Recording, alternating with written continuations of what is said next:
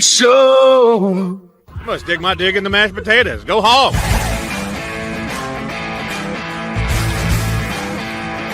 This is a team sport. It's not a talent-based sport.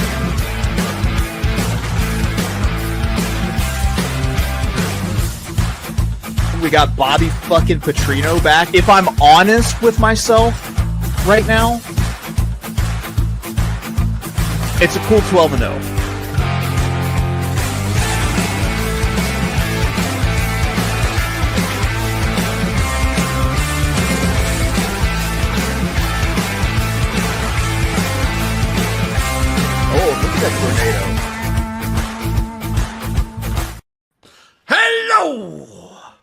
Hello, everybody. Welcome. I'm saying welcome to another conference preview. Today of all days, you join me, XFL Jim, and the man himself.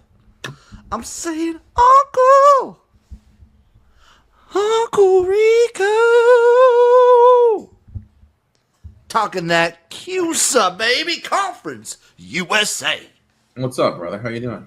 What is up, my man? Nothing, man. Just living the dream here, you know. Excited to talk a little CUSA. Little Conference USA with a bunch of new teams. Yep. A bunch being like what? 2 new teams this year? Yeah. Missouri State and Delaware. The Delaware Blue Hens, the Fighting Blue Hens of Delaware, and Missouri State, the Bears. Both teams, I think, ineligible for the conference championship, I believe. Correct. Did you see what Delaware is doing, though? No, what are they doing? Delaware set it up where if you take them to the national championship in college football in the video game, you get like a game day experience there. That's kind of awesome. Yeah. I would take, dude, I have a Delaware crew neck. I'd take Delaware in a championship game. Some guy, it took him 15 seasons in the new game. Does it have to be on Heisman? Do you do it on Heisman? It has to be on Heisman. That checks out. Oh, it'd be so fun. I would do it. I'm torn, Eric, because I want to play the video game. I want to play it so bad, but I know my production and like productivity levels for like cleaning, doing stuff around the house, actually working on stuff would plummet. Oh, dude, I'm totally the same fucking way, dude. But I want to play it really bad. I am totally the same fucking way, hence why I did not get it. Overarching thoughts on Conference USA before we like get into the whole team by team thing.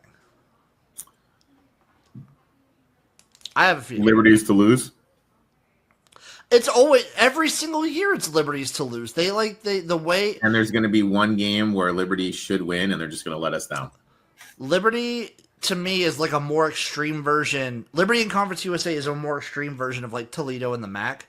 They have so much more resources than every other team. Yeah, 100%. 100%. That there's no excuse for them not to be at least in the championship game almost every season. Oh, exactly. They should be in there every single year. They got the coach. They got the resources, like you mentioned. There's some interesting coaching hires that I think could elevate some programs. I got a couple features in this bad boy I found. So I already know Eric's going to be on UTEP this season. I already know it. I also, just looking at win totals alone, there's 3 distinct tiers. It's Liberty, and then kind of Western Kentucky up in there. And then it's everybody else. And then it's Kennesaw State. That's how the win totals kind of shake out for me. What now? It's 3 separate tiers. Yeah. So Western Kentucky, Liberty, then everyone else, then Kennesaw State. I can see that. And Western Kentucky, I kind of like what they did. We'll get into it a little bit more. But I kind of like where their head's at, what they're trying to do there. I've always liked the Hilltoppers, dude. Best mascot. One of the top mascots in all the sports. Mm-hmm. Big Red. Oh. Terrifying. Absolutely terrifying. Eric, are you ready to dive in? Let's do it, big dog. Starting off, of course, alphabetical order. The Delaware Blue Hens over under 5.5 wins, plus 125 on the over, minus 160 on the under. This team, actually, Eric, in returning production, 19th. It's one of those FCS moves that we see all the time. That we saw it with Jacksonville State when they moved up from FCS. We saw it with JMU when they moved up from FCS. They keep a lot of their roster going. They have the fourth most continuity on defense out of any team going into this season. Now, yes, it is a jump up to competition, but I like seeing the continuity in these teams, these FCS teams that have had recent success jumping up to a level like Conference USA. I think continuity plays a huge factor, especially in a conference where teams are losing swaths of players every season. I mean, we've seen Sam Houston. They made the switch. We've seen Jackson State make the switch.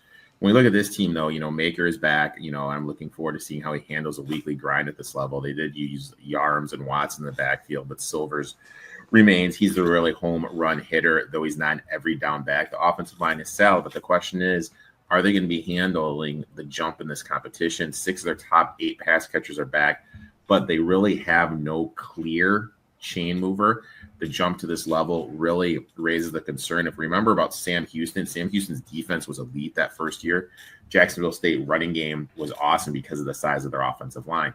When I look at Delaware, I don't know what is their thing because their defensive line is insanely undersized, could be vulnerable against the run. The strength of the unit lies in the middle, which actually could be one of the best linebacker groups in the conference. The secondary is solid, should hold up well. The thing is, though, if the defensive line can't set the table and stop the run or pressure the quarterback, this defense is going to struggle. If they can, it actually could be sneaky good. Long is transferring in, and the punting unit should be able to improve. Reed is back, making this a reliable special teams unit. And just overall, we've seen teams successfully transition to Conference USA. And it wouldn't shock me if Delaware is one of those, but it also wouldn't shock me if they win like 2 to 3 games. We said the same thing about Jacksonville State. We said the same thing about Sam Houston. It's I wouldn't be surprised either way. Their schedule is for a team transitioning from FCS pretty brutal, having to play Colorado, the top teams in the Conference USA, and Wake Forest, getting some P4 matchups midway through the season. I mean, they opened up at Delaware, but then Colorado, Delaware State, don't respect Delaware the State. Blue. They opened up. Then they're at Colorado and UConn. I mean, that's 2 physical teams. Then you have to go to FIU. Then you're on the bye.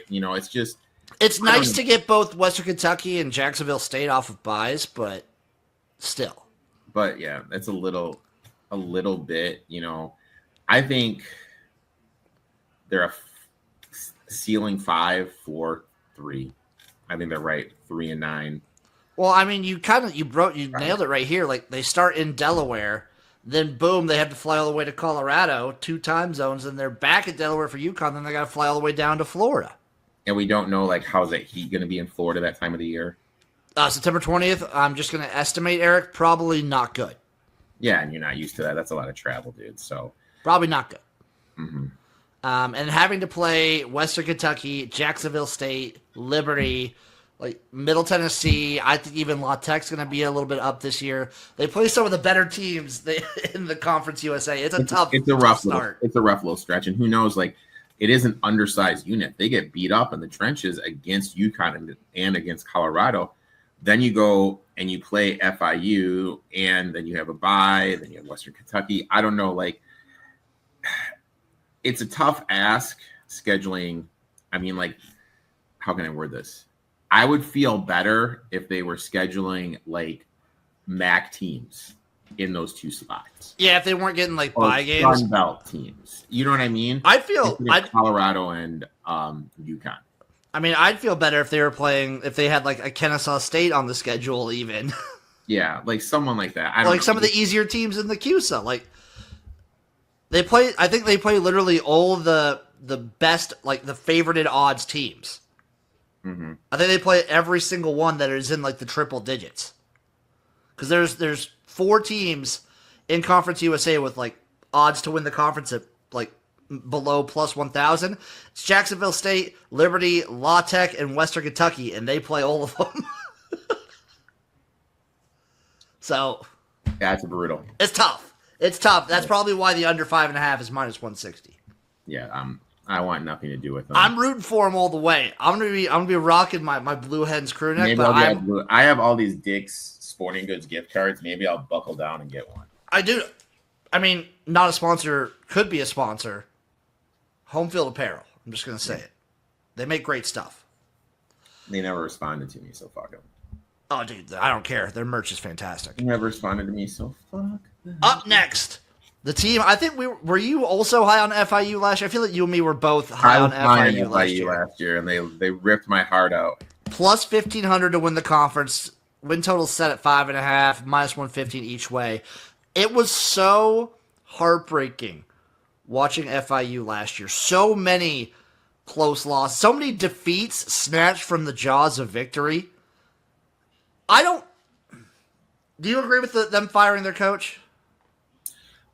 I think it was the right play, but when we kind of look at them, we got to take a step back. They are returning 29, 3 offensive, 3 defensive starters, but the major issue, possibly one of the best quarterbacks in the league too. The major issue last year was him. It was Jenkins. He really struggled last year, and why he struggled, he was hurt. But when you look at the last 4 games when he was healthy, 12 TDs to 1 INT ratio, average 280 yards passing per game. If he stays healthy, he'll be one of the better quarterbacks in the conference. The running back room is loaded. Owens returns. He's going to be the RB1. Lions flash when healthy, and Carey transfers in from Georgia Tech. Offensive line, they did lose 4 starters, but they do return 41 career starts, which I think is going to keep Sting's study. Perry transfers in for Hawaii. He's a big body, someone that's going to be the chain mover, someone that can high point the ball in the green zone. The defensive line did a total makeover, and it got it at its size and length. It's going to be much improved. Cheney comes in to anchor the middle of the field, which should be just as good, if not a little better, than last season. The secondary might be the strength of the unit, with Blades and Hill, both legit contributors. Special teams, despite losing both the kicker and the punter, the replacements coming in are better than what is walking out the door. I think that's an upgrade. Overall, there's just certain coaches that win. Simmons, who is brought in from Florida A&M, has posted a winning season every year of his 8-year career. I think with Jenkins healthy, a retooled presence in the trench, and elite speed, I like them to go over 5.5, and I got that plus money, dude. Oh, Uncle Rico, the sharp man. I got FIU at plus money. Hold on, let me shop around, folks. Shop around. Let me bring it up. What would I get FIU at? Did you get like plus 110? Plus 105? Plus 110. Plus 110, my friend. My man. My plus man. And when you kind of look at their schedule, they got Bethel Courtman, okay? FAU is down this year. Delaware coming all the way down to Florida. Kennesaw State, Missouri State. Western Kentucky off a bye is always nice. But Western Kentucky's off a bye too. Still, though. Yeah. Still. And then to end the season, you got Jackson State, which is insanely down, and Sam Houston, which is a whole new coaching staff, whole new system. So this is a very, very, very doable schedule. I like getting Liberty for homecoming too. Yep. Liberty for homecoming is good. And, I don't know. I just think the schedule plays out great. I don't like the bye UConn bye. I would like the bye more like at the latter half, but I would take the bye between Delaware and UConn and shift it between either Liberty and Jacksonville State, or probably at Middle Tennessee and then Liberty, just because you have those back-to-back road games. It'd be nice to get a bye after that. Yeah, nice little rest. But I like him here. I think Simmons is a good coach. I think he's going to get these guys in line. And they have speed, and playing in Florida is huge, man. I like this team, Eric. I thought I wasn't going into this because they burned me so much last year. I like this team. I like the over 5.5. And honestly, at 15-1, I might sprinkle. I might sprinkle. 15-1. We'll see. Look at their schedule last year. like they only missed it by a half a game. They should have fucking went over, excuse my language, their schedule last year. I'm pulling up their schedule. What was the goddamn? Yeah, they lost by 18 to FAU. That's the big one. But then they lost by 3 to Monmouth. That one hurt. They lost in overtime to Liberty by 7. They lost by 9 to UTEP. They lost by 3 to Sam Houston. They lost by 3 to Jacksonville State. And they lost by 1 to Kennesaw State. Their over-under last year was 4.5. Okay. Yeah. And they almost had, like, they were leading by so much against Kennesaw State. And the game against Florida Atlantic, son of a bitch, dude. Oh, I remember how pissed you were at that one. Oh my God. It was just turnover after turnover after turnover. And then losing that game against Monmouth. I mean, this, and then overtime against Liberty, losing at UTEP when UTEP has already packed it in. I mean, they just a million reasons. And they had a chance to beat Sam Houston too. And Jacksonville. Yeah, it was brutal. Rough way to lose it. So, speaking of Jacksonville State's next up on the list. The Gamecocks plus 700 to win the conference. Win total set at 6.5, plus 140 on the over, minus 180 on the under. They lose Rich Rod, and they lose a lot more. Yeah, returning 21, 3 offensive, 3 defensive starters returning. Huff, their quarterback, is gone. Cunningham from Marshall and Winsnack from Rutgers will be batting for the QE1 spot. Neither inspires much confidence from old Uncle Rico. Cook, who led TCU in rushing last year, will be the RB1, but is running behind an offensive line that lost everybody. Massive red flag for me. There's no clear number 1 wide receiver, and with quarterback play uncertain, and really, I read 3 different things. No one agreed on who the starting quarterback was going to be.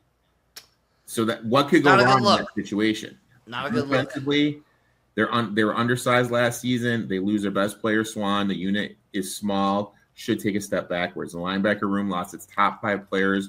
While Cook from Colorado transfers in, the group still lacks proven talent. Secondary lost 6 of its top players, replaced them with transfers, and the ones walking in the door are nowhere near as good as the ones walking out.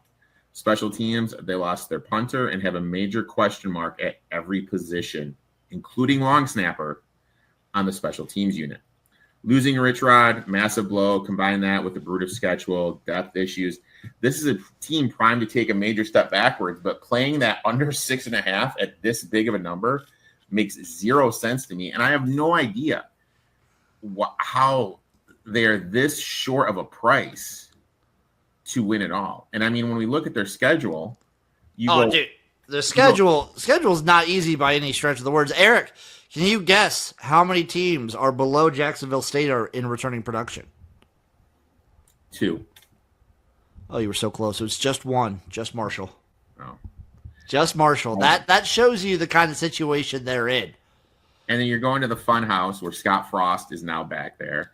No, they're winning that one. They're winning. I'm on a complete anti-Scott Frost kick right now. So we can't take that because you're just salty because of his Nebraska days, which is fine, dude. And they came. Well, I mean, did you see his recent comments? Yeah, dude. I get, Jim. Yeah. I get, man. I get. I mean, he's in Florida, Eric. He's probably getting blackout drunk. I'm surprised he doesn't have a DUI yet. I'm surprised he also doesn't have several kids by all the co-eds he's been banging and been passed out on a golf simulator. But it remains. I still think UCF will be better than Jacksonville State. Like UCF, Liberty, Georgia Southern teams. I don't know how high we are in the UCF with the Big 12, but Georgia Southern's a team that we're both pretty high on with the Sun Belt, and Liberty's always going to be one of the top dogs. And I love Southern Miss this year. And Eric loves Southern Miss for like a lot of different reasons. For some reason, then they got Murray State. So, so I mean, they could be 1. Then they have to go at Sam Houston after the bye. Then they play Delaware at home, but Delaware is coming off a bye. Mm-hmm. Then you go at Middle Tennessee State, who I think is going to be solid this year. I also think they're going to be at solid. UTEP, who I think is going to be good this year, especially at that time of the season. I fucking knew you were going to be on UTEP. I knew it. Kennesaw State. Then you have to go down to Florida. No, they are in Florida. Then you have to make the trip from Jacksonville down to Miami, and then Western Kentucky. I don't know, man. Like, I think they could there's a shot they could win like 3 games. That's what I have. I have winning 3. Yeah, it would not surprise me at all. It's going to be a rough season. At plus 700 is tough. I don't understand it. Up next, Eric. Everyone's favorite team that kept Liberty out of the playoffs. It's Kennesaw State, the Owls. Plus 4,000 to win Conference USA. Minus 150 on the over. Plus 120 on the under. Eric, what is their returning production? Returning 30. 131. They're 131 in the country, by the way. Returning 30 for offensive, but 8 defensive. They have a new scheme. The offense should look better. Williams is expected to improve, but the running back room is a major question mark with everyone gone. They brought in 10 transfers to beef up the offensive line, which should be better. No wide receiver last year had over 300 yards. Obviously, with the new offense, that should improve, but we really don't know what they have since they really didn't throw the ball much last year. Defensive line added some much-needed size. Should be better than last year's group, which was awful. Linebacker room is the strength of the field. Kelly transfers in.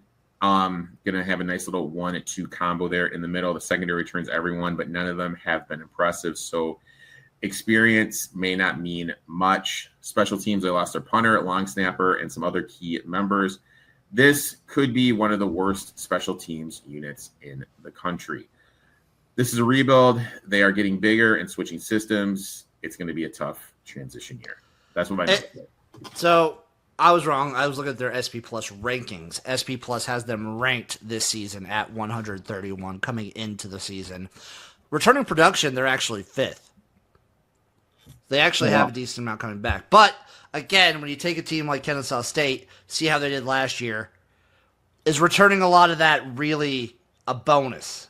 Is that a plus? Like, when they're that bad, I mean, like, who said it? Having returning starters are good, but if they suck, they suck.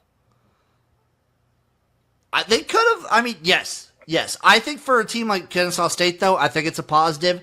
This is a team that could have won 4 games last year. Yeah, or, I mean, 2 overtime losses. You know, but they could have lost to freaking, whatchamacallit, to FIU. They could have lost to FIU and they could have lost to Liberty. Yeah. And they did lose to UT Martin. Respect. Yeah, they lost 24-13 to UT Martin. And really, a lot of their other games were not very competitive.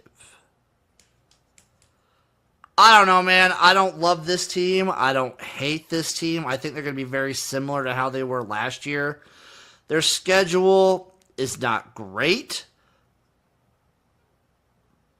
But, no, there's no but. Their schedule is just not great. I think they're going to be pretty bad. 3.5 is like kind of a perfect number, though. I have them winning. Jesus Christ. What a brutal opening, dude. At Wake, at Indiana, Merrimack, Arkansas State, Middle Tennessee. I have them winning 1 going into the bye. And then, how many? Is this the third CUSA team where it's bye, play a team, bye? Like, why do they all have? That could be the thing. Like, we need to remember, like, early on in the season, they do that thing where they start playing in the middle of the week. They do that pretty early. So, like, right after that. Let me see. Because they play La Tech. They do the bye after Middle Tennessee. Then it's La Tech on a Thursday, bye. And then it's Tuesday, Saturday. So, I mean, that's what they did there. I mean, yes, they do FIU and UTEP both on Tuesdays. So, and UTEP's going to be on extended rest. UTEP's going to be off a bye. Louisiana Tech's going to be off a bye. I mean, like, look, I'll be honest. I have them, when I did their projection, at 2 wins. I'm going to say, like, are your 2 wins Missouri State and Merrimack? My man. Yeah. That's what I have them at, too. I might even dabble with this under at plus 120. Nah, I'm not. I'm holding tight, Jim. Because even if they get a 3rd win, show me a 4th. It's 3.5. Yeah, that's true. Show me a 4th win here, dude. Like, maybe they could, like, get an FIU or a UTEP or a New Mexico State. But they're not getting all of them. I mean, they could sneak out Arkansas State at home. I just don't see it. They could sneak out that. They could sneak out UTEP and FIU. You know, that's kind of where people are heads at. And Tony Sanchez is the fucking coach at New Mexico State, so who knows where the fuck we're going to get from him. Are you a Tony Sanchez guy? I used to be, and then he went to UNLV. Yeah, I know. Like I was rooting for him hard at UNLV, and it just never worked out. And then he just shit the bed. Yeah. I don't know, man. I'm going to go under on this one. That will be added to my card. Up next, the team everyone loves to hate, Liberty, the Flames. Win total is set at 8.5, highest in the conference. Minus 160 on the over 8.5, plus 125 on the under. Eric, they are plus 140 to win Conference USA. Plus 140. Disgusting, by the way. Talking a little Liberty, returning 32, offensive 7, defensive 8. Salder's gone. He is the new quarterback at Colorado. You got Bosco from Coastal Carolina slated to take over. Clear step down. Losing Cluley hurts the running game, even with Dickerson from Georgia Tech and Blue returning in the backfield. 5 of their top 6 return, but they lose Sipley, who was their clear number 1. Offensive line was one of the best last year in Conference USA, but they are only returning 39 starts, won't be as dominant. Defensively, they lost 4 key players up front, but brought in some promising Power 5 transfers. Whether they produce remains to be seen. The linebacker unit will be the strength. The secondary could be the most experienced it's been in recent years, but experience doesn't equal success. Special teams, big question marks at the kicker position. If they do find a kicker, they legitimately could make the group of 5 or make the whatever it's called, the college playoffs. But it's really hard for me to trust them with a big question mark at the kicker. They're basically going to be favored in every game. Mm-hmm. They're expected to go undefeated and reach the playoffs. Personally, I'm hesitant because they don't have a reliable kicker, and to me, that matters because these are college kids. Yep. There is going to be that game that comes down to the end they need to win, and I mean, let's just kind of look at their schedule, man. Well, so before we fully get into that, SP Plus, speaking of the playoff, they do have Liberty as the second most likely team in the group of 5 to go 11-1 or better at 17%. Who's the first, Boise? Yep. 37% for Boise. I mean, at Jacksonville State. Yeah, I was going to say, Eric, the strength of schedule predictive ranking, Liberty's strength of schedule is ranked 136th. To me, if there's going to be a hiccup, it's going to be at FIU or at LA Tech.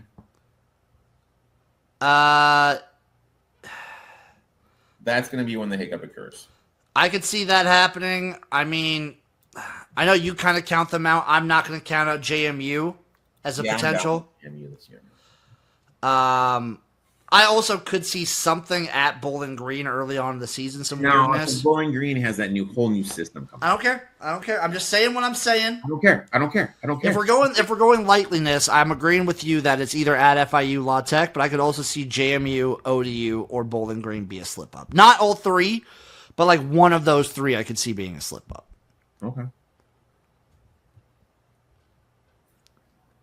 New Mexico State also kind of has their number. Just historically. Maybe. But no, this team is probably going 10-2, 11-1. Mm-hmm.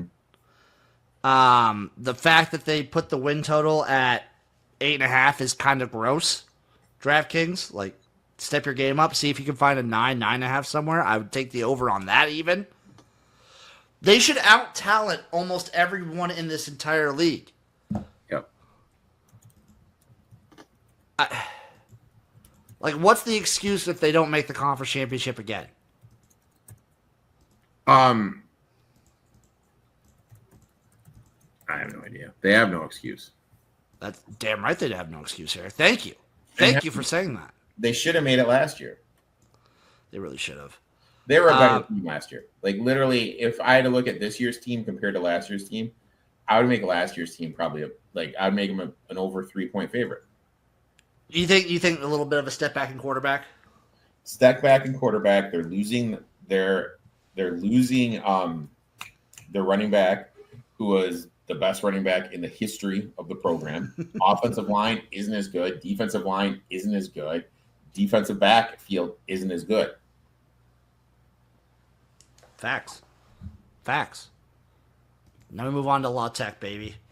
The Bulldogs, plus 900 to win Conference USA. Win total set at 5.5, minus 175 on the over, plus 135 on the under. I like this team, Eric. I like this team for many reasons. Number one, it's the UFL connection to Jamar Smith. I'm just gonna flat out say it. That's why I like them. And you can't make me not like them. I think I liked them more last year. They're ranked 99th in returning production. I mean, I don't know. Probably a middle of the pack, decent, like top half of CUSA. That's where I peg at La Tech. I mean, returning 56, 6 offensive, 3 defensive starters. Bullock, who started the last 9 games, posted a 14-3 TD to INT ratio, is back. Could be one of the better quarterbacks in the league. Wiggins is back as a running back. The O-line only returns 2 starters, but it does add Dennis via transfer, which is huge. It should actually, in my eyes, be better than what they had last year, but they did lose Edwards, who was a phenomenal wide receiver 1. And they don't have a true chain mover in my eyes. They did add 6 transfers. Someone's going to have to step up and fill that role. Defensively, they were phenomenal against the run last season, but they only generated 12 sacks. Losing Bly, an all-conference player, is a blow, and I don't see the transfers coming in replacing him are going to be good enough. This front is going to take a step backwards. Fields returning in the middle is huge, but they'll miss Zemos, who was phenomenal for him last year. Back 4 has been the strength of the team the past few years and should continue to be. Getting Will Woods back is absolutely huge. Punter and kicker return, but they lost their returner, so they need someone to emerge in the return game. Overall, this is a make of a team that I'd like to back, but at plus 900, I feel the number's just too short for me. I need to at least see 4 digits on that.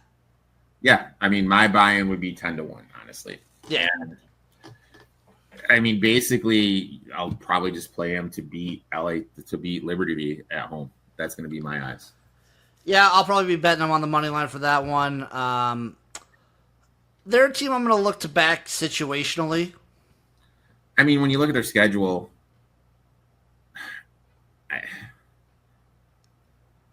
obviously LSU is going to be a huge loss. I mean, the interesting game to me is the Week 12 game when you have to fly cross country to play Washington State, who's coming off of a bye. I methat losing that game.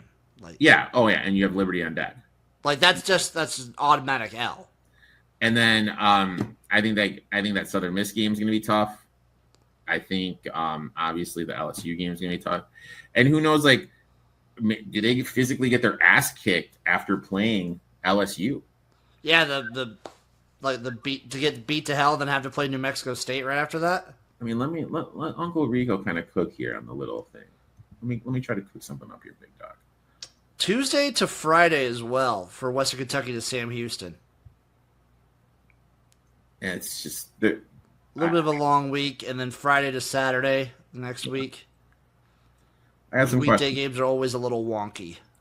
I got some questions, big dog. I got some questions. But every team in Conference USA is hovering around a bowl. Yeah. And obviously, I would favor them just off the top. I would favor them against Southeastern. I'd favor them against New Mexico State. I'd favor them against UTEP. Kennesaw State, obviously.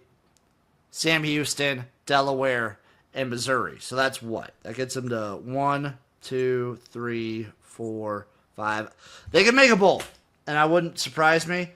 At minus 175, not going to touch it. I'm not going to touch the under either, just because I think so many teams in this conference hover around that, and I do trust La Tech to be kind of consistent in that regard.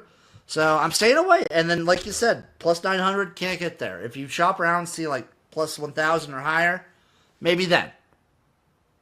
Are you looking up something about LSU? I'm trying to figure out, like a body blow situation? Yeah. Like I'm trying to figure out body blow situation. I mean, it makes sense. At least they're playing 2 night games back to back. Yeah. Are they gonna make me fucking? I mean, I think it's very likely, Eric. Unless like LSU pulls starters, halfway through the third quarter in this game. I don't know how high you are on LSU this season, but I think I'm gonna be pretty high on them. I'll be honest, Jim. I haven't even got there yet. I know. Eric doesn't form opinions on teams at all until he actually reads like several books about them. So Well, that's what I do, man. doesn't even form any opinion. It's fine. It's fine. It's okay. You ready to move on to Middle Tennessee, baby? I'm ready to move on to some Middle Tennessee. MTSU. I'm actually wearing Middle Tennessee shorts right now. Plus 1,800 to win the conference. Their win total is set at a small 4.5, a little bit lower than they're on the lower side that a lot of these teams are. The over is minus 140 though. The under plus 110. Middle Tennessee State, a team that I always think of, Eric, as like I always think of each conference has like those benchmark teams that if you beat that team, especially on a consistent basis, you're a good team, and if you lose to them, you're a bad team. I say this more with like leagues like the CFL, the UFL, and even the NFL, professional leagues. There are benchmark teams. In Conference USA, I've always held that Middle Tennessee is a benchmark team. They always strike me as middle of the pack in the conference, where they're hovering around a bowl game. You beat them, you're a good member of the CUSA. If you lose to them, you're just not. They're 46th in returning production. I really think that maybe that helps them this year. Maybe it does. But I don't know. I don't know if I fully trust them. I don't know if I'm going to back them.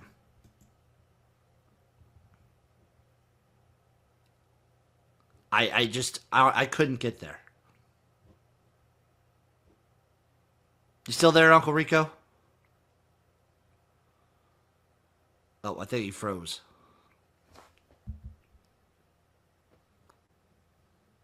We lost him. We're pausing this part, so I'll skip this part.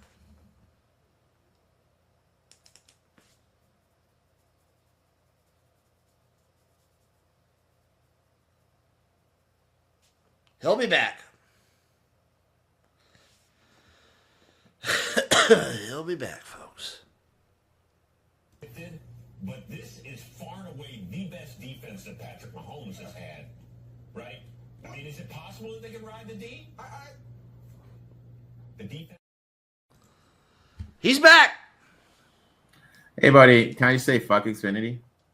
You could definitely say fuck Xfinity. I was just waxing poetic on how I think Middle Tennessee is like a middle of the pack team.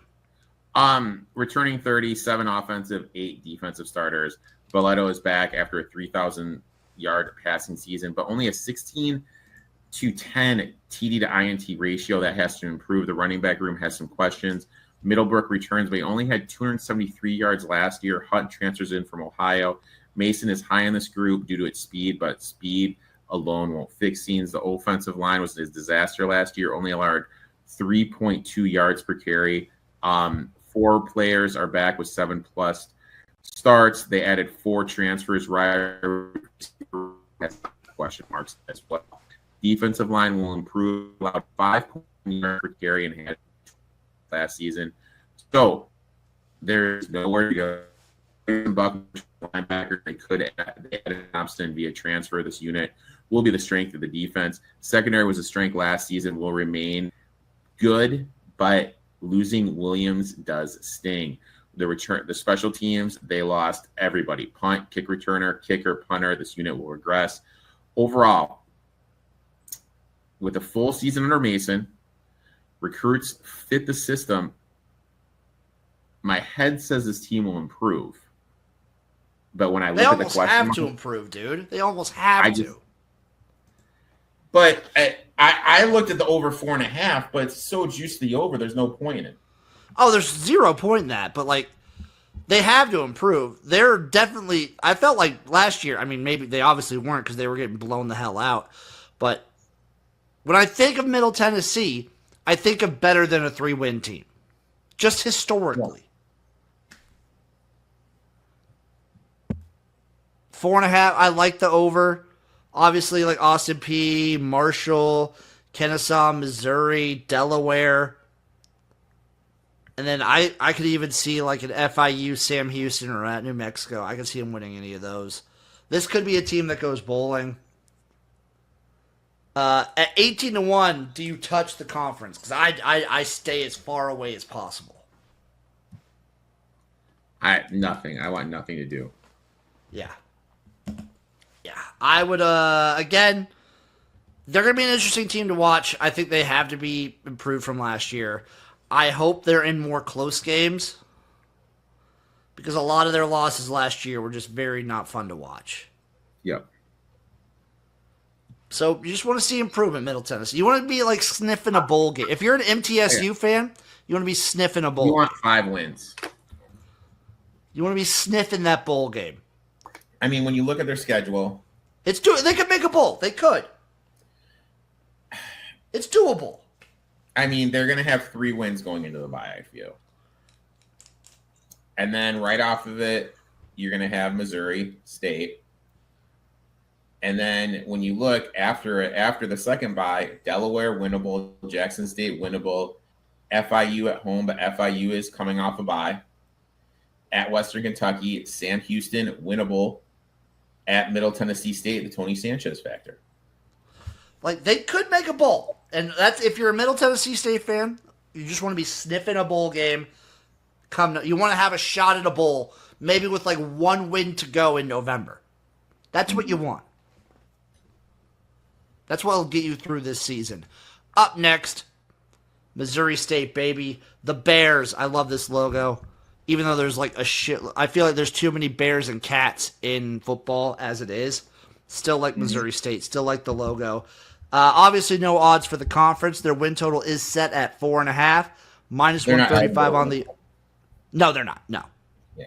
Minus 135 on over 4.5. Plus 105 on under. Also, not bowl eligible. Mm-hmm. I did read something. I don't know about this. The same for Missouri State, but for Delaware, if not enough teams qualify for a bowl, I think then they're eligible. Maybe if they get to 6 wins. Probably the same. You know, probably the same. They're returning 26, 4 offensive, 5 defensive. Clark is back. Did earn a couple offensive player of the week for Missouri State last year. It's going to be interesting to see who is the running back. They lost Wright, which is a blow. Lawrence transfers in, but a drop-off offensive line is solid. However, they lose Woodkey and Mason, leaving no clear alpha in the passing game. Defensively, the defensive line returns 2, adds some promising transfers, should improve over last season. The middle of the field takes a major hit with all the key contributors gone. Brooks transfers in, but it's not enough to offset those losses. The secondary also suffered, especially with the tragic loss of McGee. This group lacks experience that it had last season. Missouri State typically has a solid special teams unit, but they did lose both their punter and their primary returner. Overall, the schedule is a grind. I think it's going to wear them down. I expect them to struggle. What you think? This team is favored in what? 2 games? Probably. Kennesaw State and UT Martin. Probably. Like they're dogs in a bunch of these. USC at Marshall, like that's going to be one of Marshall's like only wins, I imagine. And then SMU coming to town. It's rough. Yep. It's a rough go, dude. And then Western, they guess what? They play Western Kentucky. They play Liberty. They play La Tech. They play FIU. They play the top teams of the conference. It's tough. It's a brutal grind here. I see 2, if they're lucky, 3 wins. I mean, going to USC, going out east, out west, then out east, then getting SMU at home, then UT Martin, and then Western Kentucky, then Middle Tennessee State, who we think is going to be better. Then you have to go out to New Mexico, the desert to New Mexico, then back home to play FIU, then at Liberty, Utah, back to play Utah. It's like there's never really any, hey, you know what I mean? This is an easy schedule. This is a grind of a schedule. They'll be lucky to win 3. At plus 105, it makes me want to dabble on the under. Mm-hmm. And you know what? I'm looking for some action anywhere I can find it. I will take that. I'll take under 4.5 wins for Missouri State. I'll be that guy. Up next, Eric, it's a team that I've kind of had an interesting, loving relationship with. I don't know why, though. I've liked New Mexico State for a while, though. They're 25-1 plus 2,500 to win Conference USA with a win total set at 4.5, minus 150 on the over, plus 120 on the under. Can I just mention, it's no fun fuck you, DraftKings. It's not cool to have all the teams at 5.5, 4.5, whatever, and then just put major juice one way or the other. Yeah, just move the number. Just move it to 5.5 if you're going to put minus 140 on it. Or move it to 5.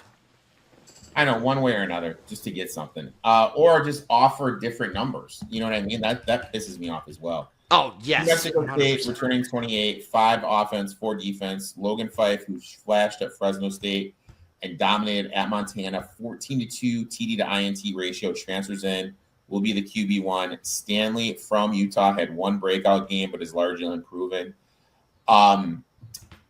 He is going to be the running back. The offensive line returns just 2 starters with 31 career starts. I expect some drop off. Wide receiver room is solid. Pride is back, and the speed from the portal has been added. Defensively, Peterson returns to anchor the D-line, but losing Edwards and Lawson creates some holes. Transfers are coming in, but the front 7 will take a step backwards. The linebacker group, led by Martin, is the strength. The secondary is an experience, and if the front can't generate pressure, they'll struggle. Special teams, I'm going to sound like a broken record. They lost both their kicker and their punter. This unit will regress. Overall, this is what it says. This is what I wrote down. You ready, Jimmy? Tony Sanchez. I was burned by Sanchez at UNLV. Won't be fooled again. I'm staying away. Smart move, Eric. Smart man. They do return more on offense. SP Plus has them projected as... Can you guess, Eric, what SP Plus has them projected as for predictive coming into the season? What 105. number? 105. 122. Right around the Rice and UTEP. Have them at 122. Above Middle Tennessee. But this is probably because there's a lot more turnover at Middle Tennessee. But I don't like this team. I'm with you. I will not trust Tony Sanchez. The schedule's not bad. It's not bad. Getting Liberty off of a bye. They have one back-to-back road slot, and one of those is a penciled-in loss to Tennessee. This is a team that could be sniffing a bowl game. Bryant's a win. I would honestly favor them versus Tulsa. Who knows with La Tech? I love them over New Mexico. Sam Houston, who knows? Let me take a look. How many games are they favored in this season? 1, 2, 3, 4. 4, maybe 5? I have them favored against Bryant. Yeah. Favored against Tulsa. Yep. Probably favored versus Sam Houston. Yep. State and State. I think they're favored against New Mexico. I think they're a road favorite there. All right, Jim. I've been doing troubleshooting because I've been connected to my phone. I'm gonna try to reconnect to the. We'll see how it goes. Let me list you. While you're doing that, I'll list off the wins. Bryant, Tulsa, New Mexico. I will give them Sam Houston. Missouri State, Kennesaw State. This team's going bowling. I'm calling it from the rooftops. They're going bowling, but at minus 150, you cannot touch it. Oh! Yeah. Seems like the troubleshooting worked, buddy. Seems like it did. I am staying away as well, Eric. That was what my I think this team again Probably hovering around a bowl game. They're probably hovering around a bowl, but yeah, I'm not gonna go around it. Sam Houston, baby. The Bearcats. They spell it cool too. They do Bearcats with a K. I don't know. I decided to just dip. It's awesome. 11-1 plus 1100 to win Conference USA. Win total is set at 4.5. Minus 140 on the over, plus 110 on the under. Uncle Rico's internet is fighting to stay alive. Internet is struggling here, buddy.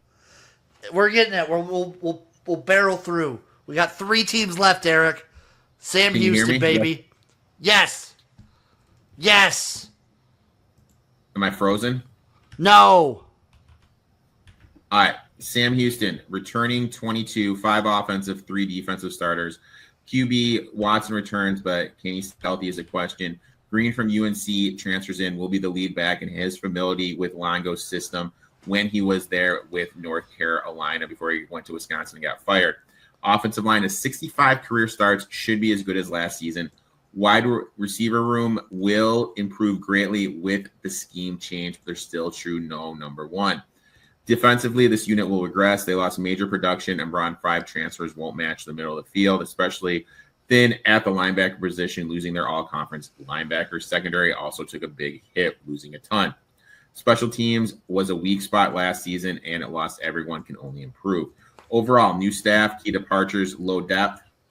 I think it's going to be a rough year for Sam Houston. Okay. How much do you trust Phil Longo on the offensive side? Pre-Wisconsin, I trusted him a lot. I don't know if that's as much his fault as it is just Wisconsin. Yeah. I don't know if I'm going to put the blame fully on him for that. I like his mind. I think I like his ability here as a coach. The schedule doesn't do him a ton of favors, especially early on. But in conference, dude, they avoid Liberty. They avoid La Tech. No, they don't. But they avoid Liberty. And they get Delaware. But then again, you're playing Western Kentucky, UNLV, Hawaii, and Texas to start off the season. Oh, my God. I mean, what a start. So you play an in-conference game to start. At Western Kentucky, at the second most favored team to win the conference, yeah. Then you play UNLV at home. But you know what? Hey, we don't know what we're going to get with the new coach coming on there. I still think UNLV is going to be like, their floor is better. Then you travel to the island. Always tough. Then you have a bye. Then you're going to get boat raced by Texas. Then another bye. Then a bye. Then you go at New Mexico State. You host Jacksonville State coming off a bye. You host UTEP. Then you go at LA Tech, at Oregon State, Delaware, at Middle Tennessee State, FIU. Just a brutal schedule. And like, who knows? Like maybe like toward week 11 when the offense starts clicking a little bit. But I don't know, man. Also, as like a CUSA team, playing a schedule with no FCS teams, respect it, but brutal. Like you're not penciling in yourself any wins here. No, you're not helping the cause. I could see 2. Mm-hmm. I would not be surprised at less than that. 2 wins is not bad. At under 4.5 at plus 110, Eric, I'm going to take that. I'm not getting involved. I'm going to take that. I'm going to take that. Up next, Uncle Rico's maybe favorite team of like the last 3 years. I don't know. UTEP, the Miners, plus 1,300 to win the conference. Win total set at 5.5, plus 110 on the over, minus 140 on the under. Disrespectful to UTEP, I say, Eric. Disrespectful. This team is 73rd in returning production, 42nd on offense, by the way. So returning 23, 6 offense, 6 defense. QB battle with Locklear, who was there last year, and former USC 5-star Mikel Nelson. Remember that? He was supposed to be the next big thing at USC, transferred to Boise. Everyone had it penciled in last year to be the starter, sat on the bench. Now he's at UTEP. Locklear is the starter from what I read. Don't really know what happened to Nelson, but it should be interesting seeing him on the sidelines this year. Emery, redshirt freshman, and Wilson, promising backfield duo. Offensive line returns 7, 6+ starters. 6 was returns 7, which have 6 starts or more. And they added 6 dudes over 315 pounds in the transfer portal. Love it. Should be a strength of the team. Wide receiver Odom returns. So you have the clear-cut number 1. Defense. The defensive line should improve with Johnson, all-conference returning. 5 transfers coming in. Linebacker room features Damon and Davey, though Damon got hurt in the spring game. I couldn't really find what's going on with him. Defensive backfield should take a step forward thanks to the portal additions. Kicking game. They added someone from Volsta State to improve the punting. I have no idea where that is. Overall, this is the most talented roster they've had in years. They brought in the top conference. In 2023, they brought in the top conference USA recruiting class. So this is going to be year those kids play, Jim. I'm going to sip the juice, dude. I got over 5.5 wins at plus 130. I'm going to be honest, Eric. I love what this guy did at Austin P. I like what I'm seeing. Progress, moving at UTEP. I also like over 5.5. What'd you get the number at? Plus 130. Damn, it's plus 110 now. So let's just look at the schedule. I mean, this is just classic Uncle Rico. Just, he takes the number when he sees it. He doesn't. Do you still give it out at 110?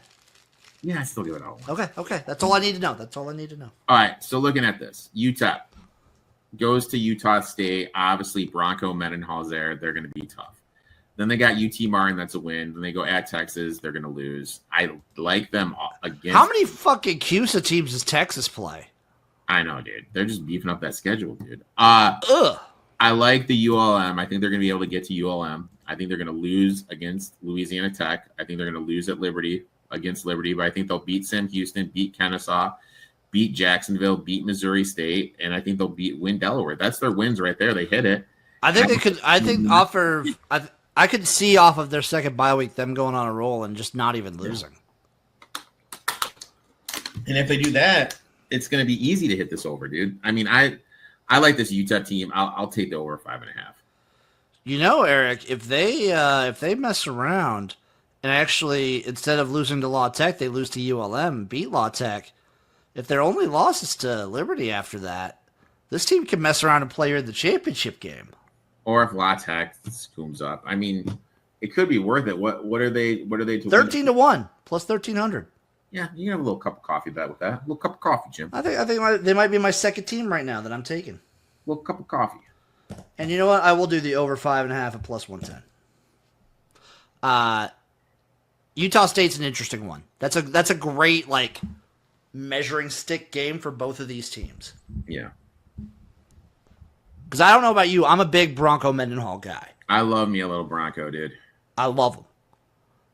And I'm looking at Texas' schedule right now, Eric, just because I was curious. I love They might only lose the Ohio State game in September. It's literally Ohio State, San Jose State, UTEP, Sam Houston. Bye week. That's a joke. the Texas schedule. That's a joke, dude. They play 1, 2, 3, 4, 5. Oh God! Like they end the season with Texas A&M. They play like 3 actually like good teams. I mean, they play at Georgia.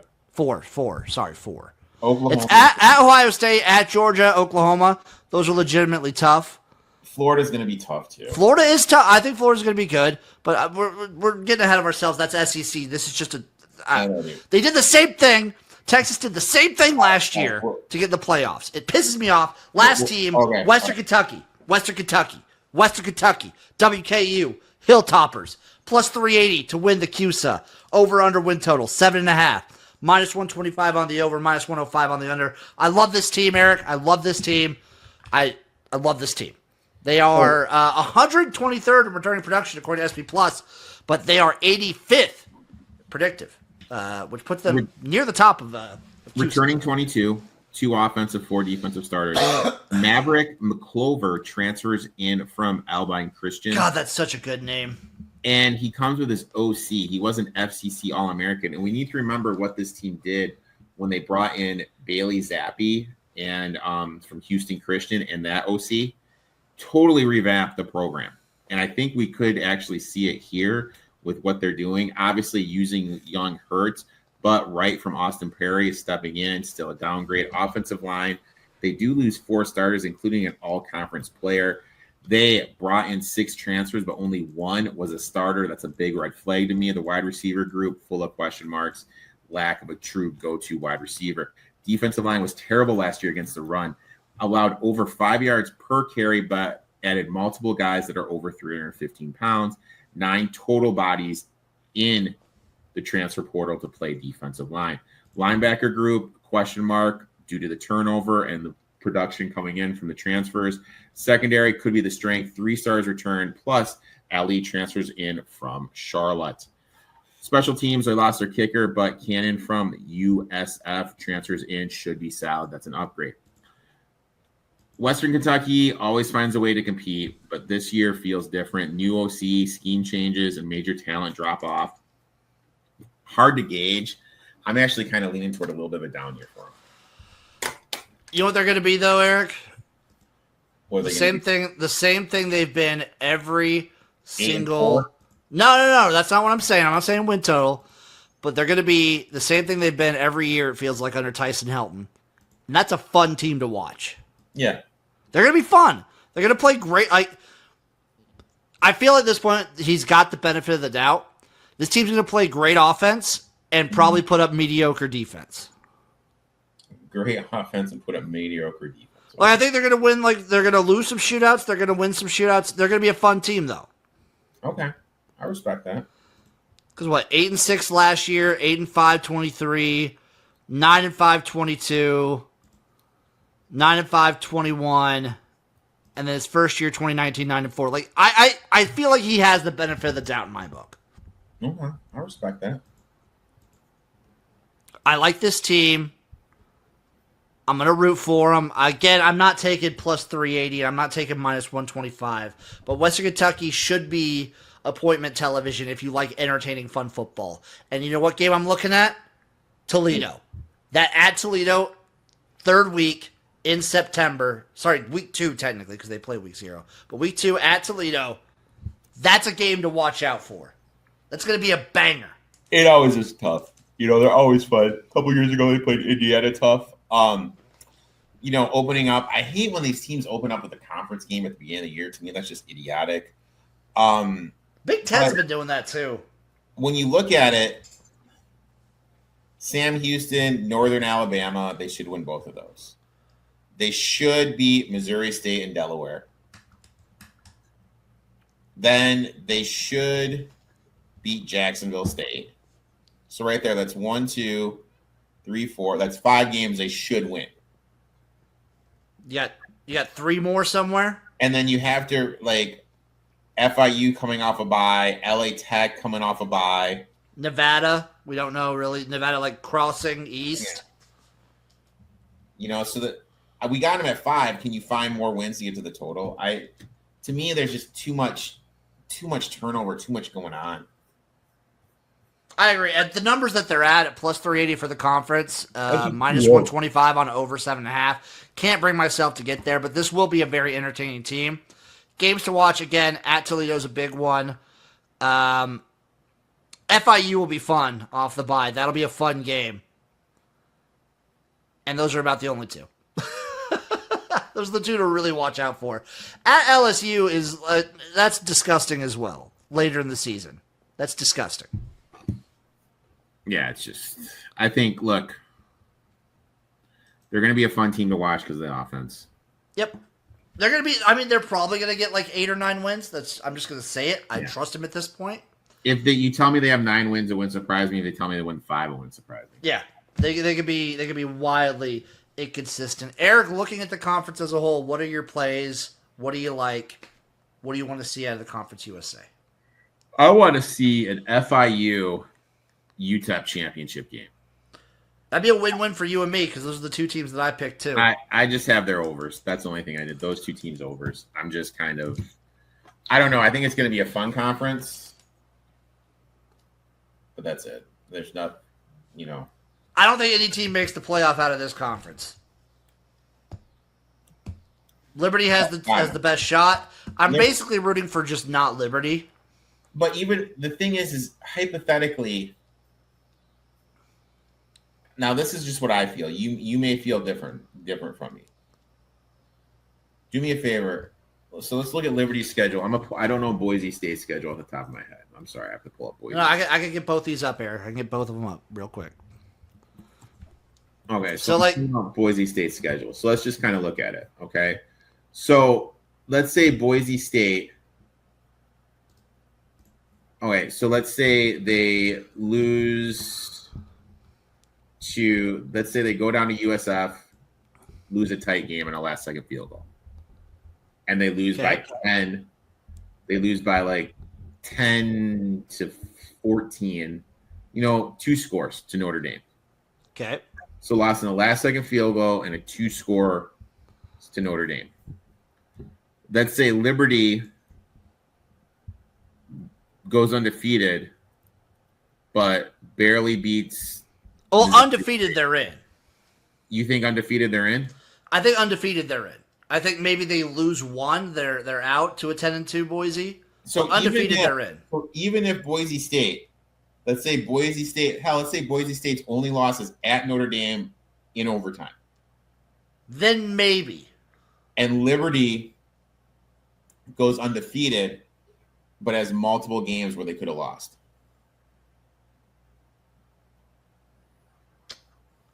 Well, they both get in then. Oh, jeez, Jim. They both get in. At least give them, I mean, if they go undefeated, I feel like you should give them a shot. Like, what more can they do? I understand that we're not like these teams aren't really even playing the same sport anymore. Like some of these group of 5 teams. Oh, it's not even. Yeah. But give them a shot. Like if they go undefeated, I just feel like that's fair. Real quick, Jim, I'm gonna pull something up. We're gonna play Guess That Line with a couple of these, okay? Oh, for opening week for the CUSA games? For opening week, Sam Houston at Western Kentucky. Western Kentucky minus 5.5. 9.5. 9.5. Okay.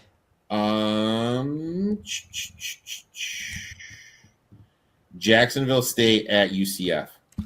UCF minus 3. 16.5. I'm wildly off on these. Dude. Let me look. Kennesaw State at Wake Forest.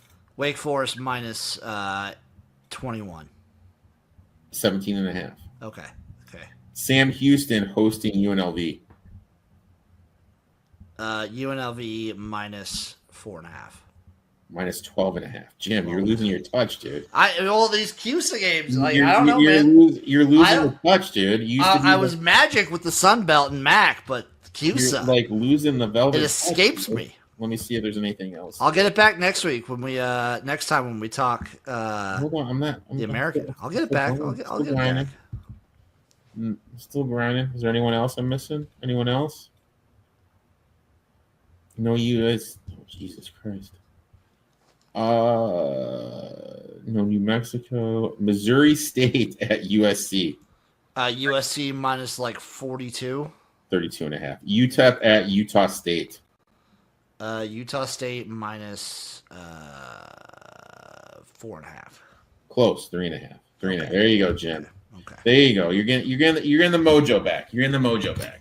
We're getting it back. Eric, next conference we're talking is the American. One of the most exciting conferences, I think.